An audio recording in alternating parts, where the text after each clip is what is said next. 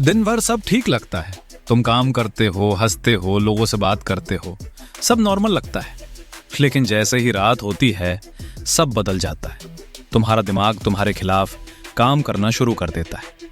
कभी नोटिस किया है, रात को तुम ओवरथिंक नहीं करते, तुम खुद से मिलते हो और यहीं से प्रॉब्लम शुरू होती है।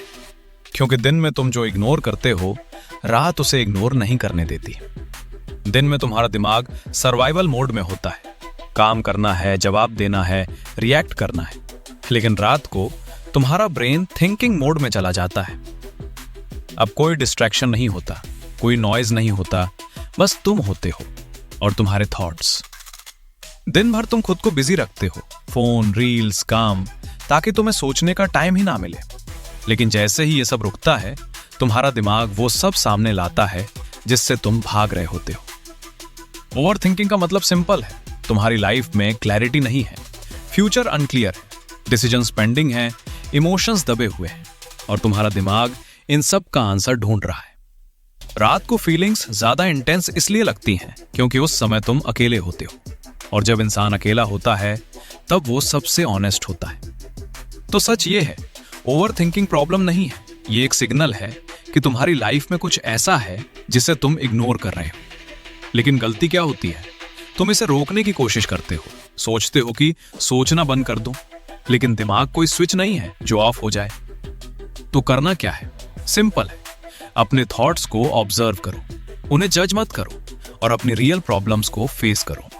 क्योंकि जब तक प्रॉब्लम सॉल्व नहीं होगी, ओवर थिंकिंग खत्म नहीं होगी। याद रखना, स्ट्रांग लोग वो नहीं होते जिन्हें ओवर थिंकिंग नहीं होती। स्ट्रांग लोग वो होते हैं जो अपने थॉट्स से भागते नहीं हैं। लेकिन एक सवाल अभी भी बाकी है, अगर ओवर थिंकिंग एक सिग्नल है तो इसे कंट्रोल कैसे किया जाए?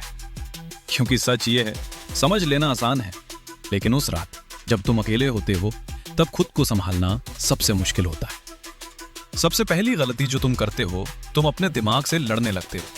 लेकिन जितना तुम इसे दबाने की कोशिश करते हो, ये उतना ही ज्यादा स्ट्रांग होकर वापस आता है। दिमाग एक बच्चे की तरह है, जितना उसे इग्नोर करोगे वो उतना ही जोर से चिल्लाएगा। लेकिन अगर तुम उसे सुनोगे तो वो धीरे धीरे शांत हो जाएगा। तुम्हारे दिमाग में जो भी थॉट्स आते हैं वो सच नहीं होते, लेकिन प्रॉब्लम ये है, तुम हर थॉट को सच मान लेते हो। एक थॉट आता है, मैं फेल हो जाऊंगा, और तुम उसे फ्यूचर मान लेते हो, जबकि वो सिर्फ एक थॉट है, एक पॉसिबिलिटी, रियलिटी नहीं। जब भी रात को ओवर थिंकिंग हो, एक सिंपल काम करना, फोन उठाओ या डायरी लो और जो भी दिमाग में चल रहा है उसे लिख दो। क्योंकि जब थॉट्स दिमाग में रहते हैं वो हैवी लगते हैं, लेकिन जैसे ही वो बाहर आते हैं उनकी पावर कम हो जाती है। और सबसे इंपॉर्टेंट, अगर तुम्हारी ओवर थिंकिंग किसी रियल प्रॉब्लम की वजह से है तो सिर्फ सोचना बंद मत करो, एक्शन लो। क्योंकि क्लैरिटी सोचने से नहीं आती, क्लैरिटी एक्शन लेने से आती है। याद रखना, ओवर थिंकिंग वीक लोगों की प्रॉब्लम नहीं है, ये उन लोगों के साथ होती है जो अपनी लाइफ को सीरियसली लेते हैं। लेकिन फर्क ये है, कुछ लोग सोचते रहते हैं और कुछ लोग सोचने के बाद एक्शन लेते हैं। तो अगली बार जब रात को तुम्हारा दिमाग ओवर थिंकिंग करे तो उससे लड़ना मत, बस खुद से एक सवाल पूछना, मैं किस चीज से भाग रहा हूं? क्योंकि सच ये है, ओवर थिंकिंग तुम्हारी दुश्मन नहीं है, ये तुम्हें तुम्हारा सच दिखा रही है। और अगर तुम सच में अपनी लाइफ बदलना चाहते हो तो आज रात भागना मत।